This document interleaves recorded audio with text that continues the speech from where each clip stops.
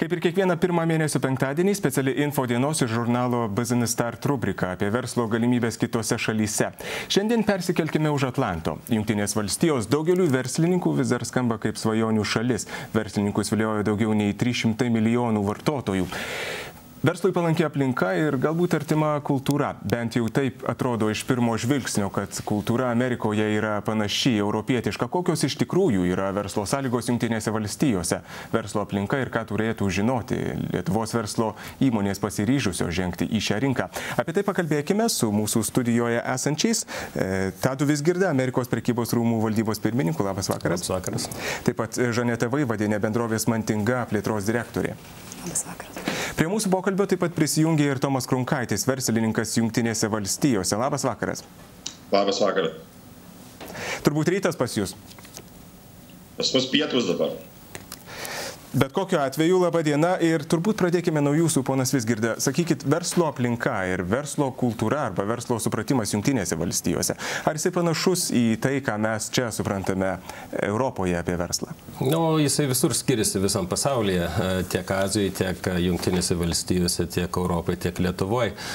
Sakyčiau, kad iš karto galima pasakyti, kad darbo etika šiek tiek skiriasi. Amerikiečiai labai anksti į darbą, labai vėlai grįžta. Kaip sakant, arą. Čia labiau Europai atsipalaidavę, kas liečia tą patį verslą. Ir, sakyčiau, tai yra pagrindinis daiktas, kur aš matau, pagrindinis tas skirtumas.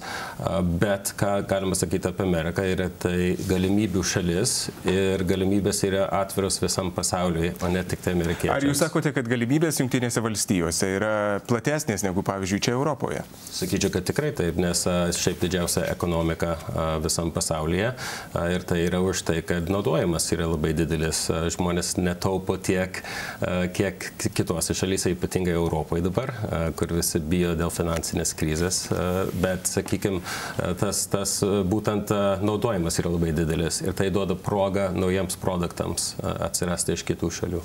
Bet kokiu atveju, ką turėtų žinoti europiečiai verslininkai sumanę žengti į Amerikos rinką?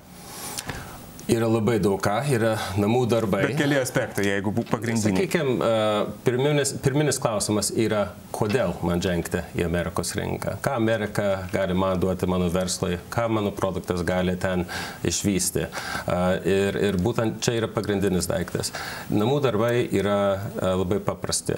Reikia ten susirasti būtent, kokie produktai yra sėkmingi, unikalūs, kainos ir kokybės santykis turi būti. Po to reikia rasti partnerius, kurie išmano tą verslą, kurie žino Amerikos rinką. Kalbėti su jais, tai yra, gali būti Amerikos verslo rūmai, Versli Lietuva, jeigu Lietuvoje, arba agentą distributorių Amerikoje patį rasti. Po to yra daugybė niuansų nuo marketingo, rinkodaros. Ten amerikiečiams reikia šitą taikyti, o ne taip kaip Lietuvoje, pavyzdžiui. Ir svarbiausiai, sakyčiau, yra mokesčių sistemą išmokti. Už tai, kad galima labai stipriai skiriasi. Ir gali būti paslėptų vietų, kur nepaskaičiuota buvo ir, staigiai pelningumas sumažėja.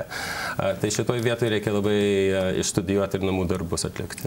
Perkim prie jūsų, ponė Vaivadienė. Sakykit, kaip jūsų bendrovė pradėjo žengti į Amerikos rinką ir kodėl jį tai padarė? Mes radom savo partnerius, su kuriais bendradarbiaujam jau 12 metų toje rinkoje parodose. Mūsų įmonė labai dažnai dalyvauja per metus po 3 kartų tarptautinėse parodose Vokietijoje, Prancūzijoje, Olandijoje ir būtent dalyvaudami parodose mes radome ir partnerius Jungtinėse valstijose. O kodėl į tą rinką ėjome, tai... Bet parodose dalyvauti būtina, jūs taip sakytumėte? Taip. Mūsų pagrindinis klientų paieškos įrankis ir yra dalyvavimas parodose su savo produkcija, produkcijos pristatymas ir mes tai matom kaip efektyviausią būdą rasti klientų visose šalyse. Ponas Krunkaiti, jūs esate šiuo metu Jungtinėse valstijose ir statybų bendrovę plėtojate jau maždaug 10 metų. Sakykit, kokia jūsų patirtis tą darant Amerikoje? Tai matau, čia iš pradžių išsivystė viskas, prasidėjo nuo paprasto darbo ir kada atsirado klientai pamatė, kad yra tikrai gera kokybė, išsiplėtojo, viskas iš lėto ir atsirado žmonės, pradėjo vis daugiau ir daugiau skirtingų sričių reikalauti ir taip ir išsiplėtojo ta kompanija. Jūs sakot, kad kokybę vertina amerikiečiai labiau negu europiečiai, kaip jūs palygintumėt?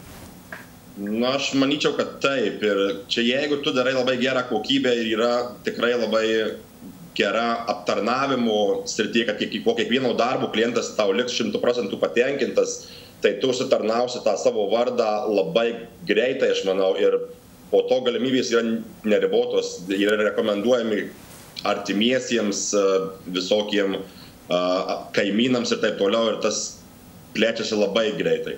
Na, jeigu jūs pasakytumėt, kaip jūsų įmonė per 10-metį plėtėsi, ar tai buvo pakankamai greitas plėtimasis? Nu, kaip ir visur reikalingas, aišku, reikalingas laikas ir reikalinga tą kokybę užtarnauti. Galima sakyti, kad plėtėsi gana greitai, nes visa tai matėsi kiekvienais metais augome gal 20-30% kažkur, tai ir dabar tai per paskutinius metus, kada pradėjome vis daugiau ir daugiau investuoti į marketingą ir į kitus interneto šaltinius, per kuriuos dabar ypatingai daug ateina klientūros. Tai tas pokytis yra labai žymus. Dar grįžkime prie jūsų, ponas Vizgirda.